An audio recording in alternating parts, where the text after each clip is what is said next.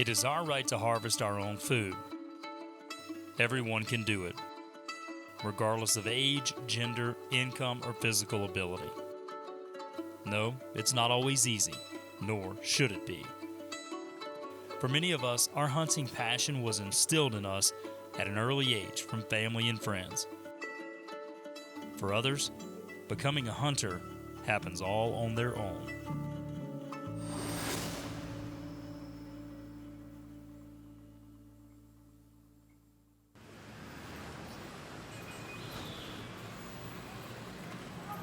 Ask yourself this question. If you lived in a big city all your life with no exposure to hunting or the outdoors, would you become a hunter given the opportunity?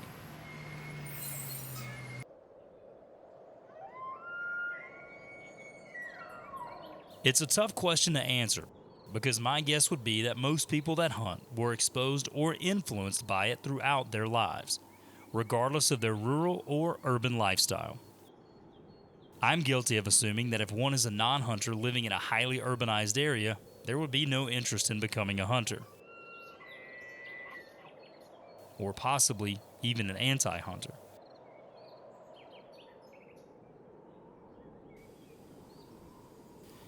This is Bryan Emrich, and he is a hunter. I grew up on the 32nd floor of a 72-story building, and so I didn't even have a yard, let alone someplace I could go out and wander and experience nature.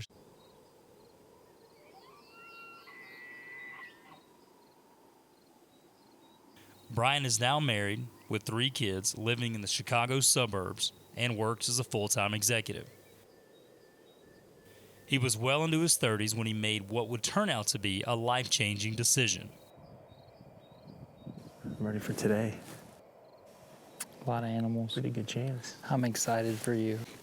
Now we got a couple miles in, easy, or a mile and a half probably to get to where they're at, but just settle in today. Take your time. You look good out there. Without influence from anyone, without any knowledge of how, what, or where to hunt, he left his highly urbanized lifestyle and ventured into the outdoors for the first time. It might be hard for a lot of us to relate, but it was very intimidating and kind of scary for someone with absolutely no experience or knowledge on what it means to hunt. But yet, he did it. I'm mainly a bow hunter, and I archery hunt, so this will be different and fun and exciting, and I'm really looking forward to just a different type of hunting, not only different type versus whitetail, but also the muzzleloader versus the bow. I can tell you that Bryan started hunting so he could supply his family with fresh organic meat, but he found out along the way that hunting was one of the most enjoyable things in his life. Hey, it's not this much fun going to the grocery store for a couple pounds of hamburger.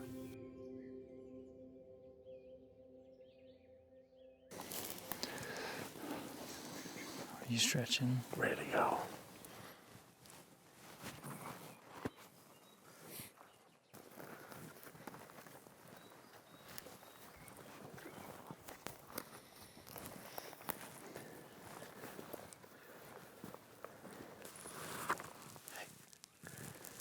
Just look straight there. Look straight out. So see those bushes on the top of the hill? Yeah, they're in front of those bushes, yeah. We got on some really nice animals, and the wind just changed on us. We weren't expecting it. So we pulled back out. We didn't want to blow them out of the property, and we got back up to glassing again. Elk hunting for me is, I think it's special for everybody, but for me, I particularly hold it close to my heart. I don't get to do it all the time, not every year. I'd like to, but getting out into the country where elk are is just a completely different world than Illinois, where I grew up and where I live now. I love whitetail hunting there, but getting out and hiking miles, just spotting and stalking it's exciting, and it's something that I really, really enjoy doing.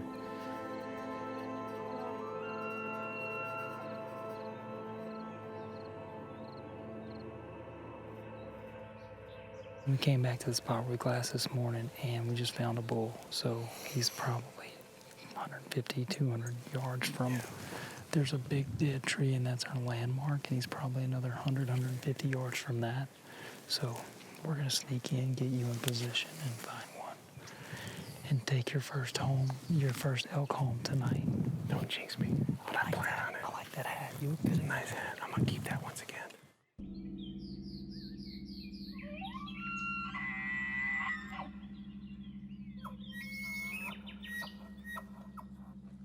It's 2:30, I think, in the afternoon. It was hot. Wind was still kind of swirling. Sun's out. We knew where he was at roughly, and we started working our way in. But we know he's here. We just heard him bugle. So we're just taking it easy.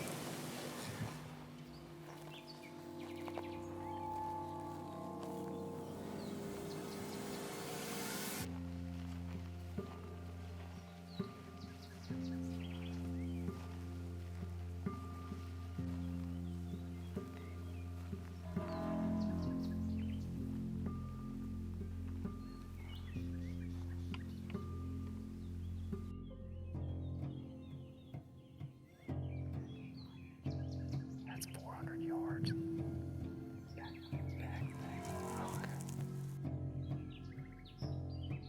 I've been fairly calm throughout, but my heart starts racing.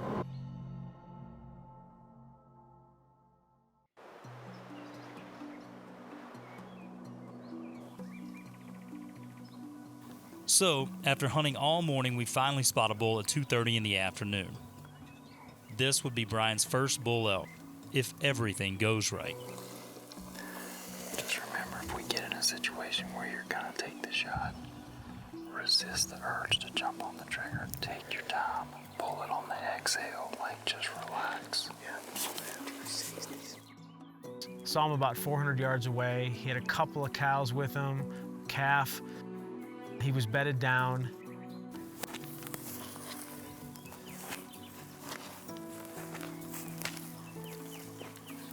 And so we just worked our way through,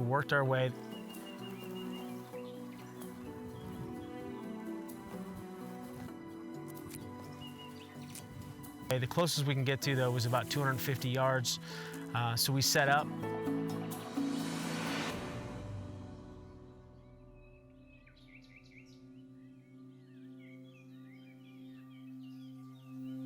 He got up.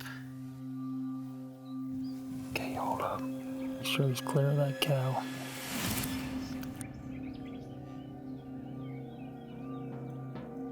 Watch that cow.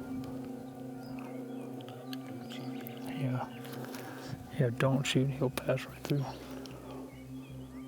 Bad angle.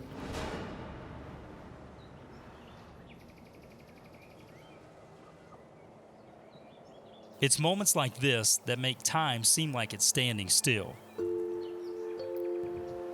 How long would that bull stay bedded? And when it gets up, where's it going to go? Mentally challenging, to say the least.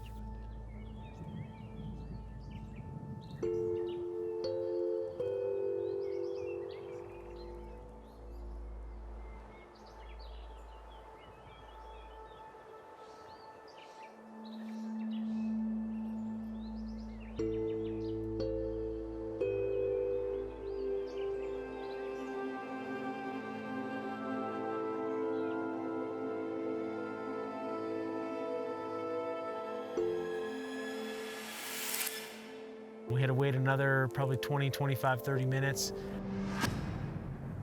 Wait for that cow.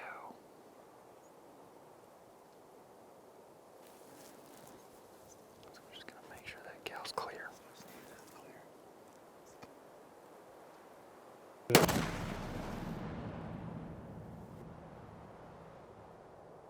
He's down. He's gonna be down right there. I usually don't like handshakes and hugs until we touch him, so that was like a mild handshake and hug. That's like a hey. But I do think that you got your first elk. I sure hope so. It's pretty amazing. I mean, I grew up on the 32nd floor of a 72-story building, and so I didn't even have a yard, let alone someplace I could go out and wander and experience nature. So my kids have gone hunting with me. The whole experience of bringing home this organic meat that I was able to harvest, the idea of being in the outdoors and having them in the outdoors and experiencing what I didn't as a kid. I think that's why I love it so much. It's why I try to get them out as much as I can. And so it's a big part of our family, and I want to continue to make it more as our generations, continue on. This animal here will go a long way in our neighborhood to just bring us all together. We have a lot of barbecues, we have cookouts, we bring neighbors over that have never tried it before. I try personally.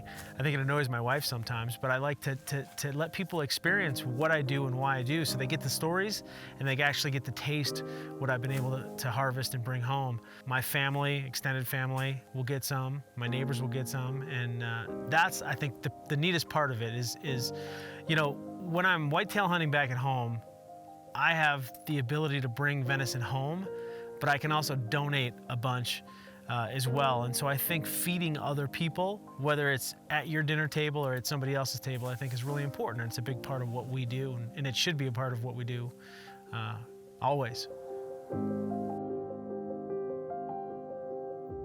Let's make it easy to get into the sport. Let's find people that don't have opportunities to hunt and help them.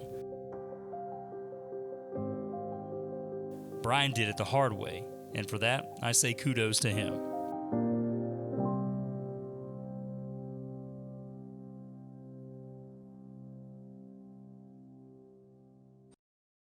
So Bryan is tagged out, but he's not done. He brought a buddy from the big city. Was there 2 spikes or was there a cow with that spike? Enter Michael Selman, a first-time elk hunter. Are you excited? Slightly. You slightly excited? I'm geeked up, man. I'll be honest about it. I'm really geeked up. Well, we found a really good bull over there. He looks like a really good old mature bull, so we should be able to get pretty close, and then hopefully all we need to do at that point in time is find a cow and then hope the wind stays good and just stay with them. And then stay calm. Can you do that for me? I'll try. Can you stay calm? Try.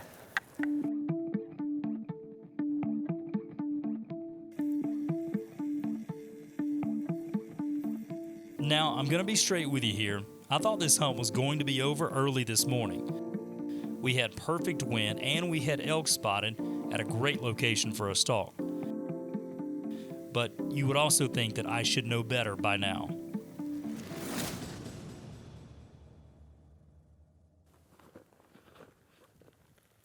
By the time we got to where we thought we should be close,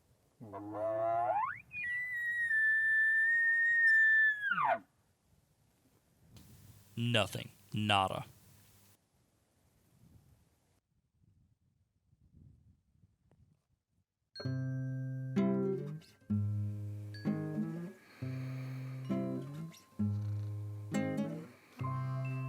Hey, elk hunting is hard, so that means it's nap time. Except Michael. There was no chance he was taking a nap.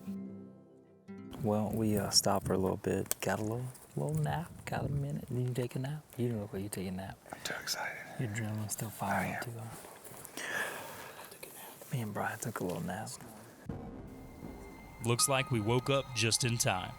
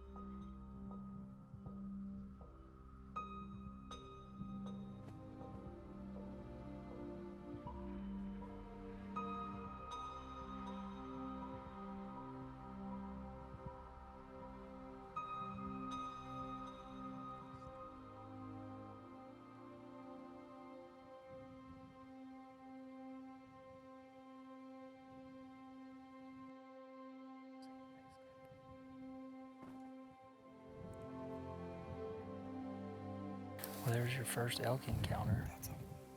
I mean, it might not have been 20 yards. It's just right there.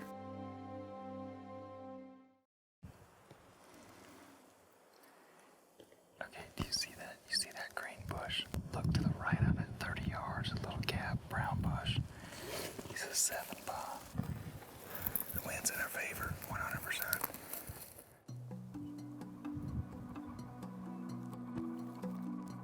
The afternoon of Michael Selman's first elk hunt, and we've got him on a nice bull. The wind is in our face, and he has no idea we are here. Just low and slow. Just take your time, okay?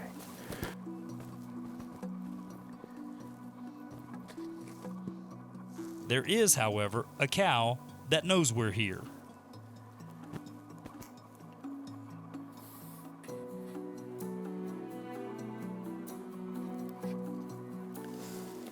Cow's got his bend.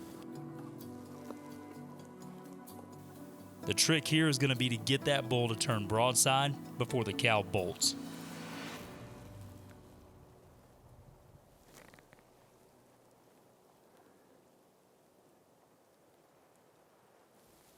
Just take your time and don't shoot until he's broadside of Michael. Just take your time. He's gonna turn back to the left.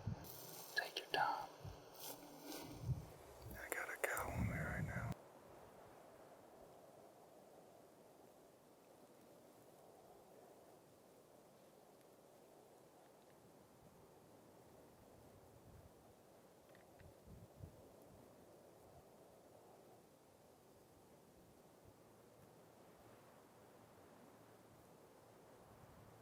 Watch your movement.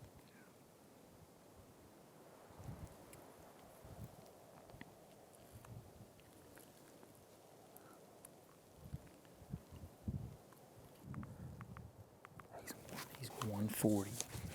So 140, perfect. Just you got him good through there. All right, I'm gonna die you up a little bit. Move right behind the shoulder.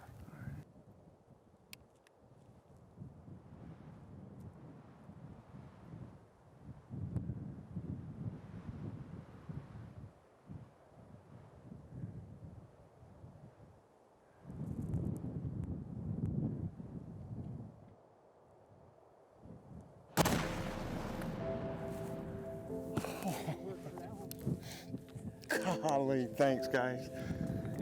That's awesome. Thanks, Bryan. Oh, man. Sorry for getting y'all out of bed. No, it's adrenaline. Golly. Oh, man. I didn't understand really how much work it took, okay, to probably get to this point. And truly just when you're a whitetail hunter and you bow hunt mainly, and you know, your upland birds and ducks and geese and stuff, that's totally different than what this is. That rush and that adrenaline of bringing, you know, of going at it really is. It's just a majestic animal. It really is. It's just one of the greatest God's creatures right here. So, you know, it is definitely my favorite hunt I've ever been on, and.